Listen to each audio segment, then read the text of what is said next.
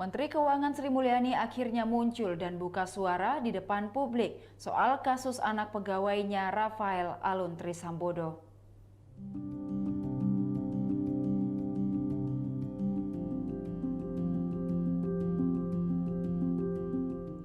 Secara eksklusif dalam tayangan Kompas TV, Sri Mulyani mengaku memaklumi rasa kekecewaan warga saat ini.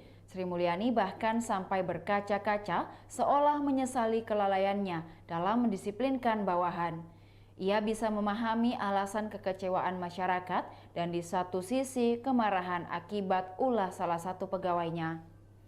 Dengan suara menahan tangis, Sri Mulyani mengungkapkan jika mereka sudah mencoba memperbaiki sejauh ini.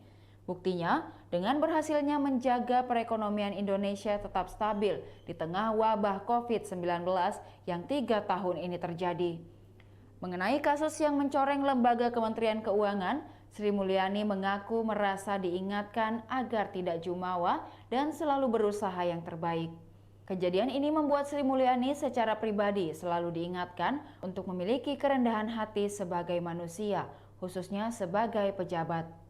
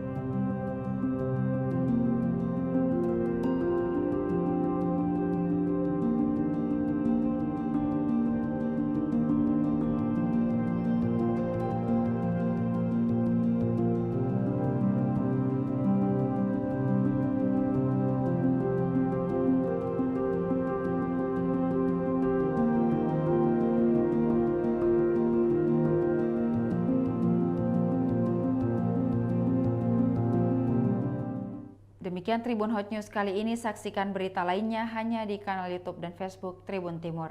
Terima kasih sudah nonton, jangan lupa like, subscribe, dan share ya!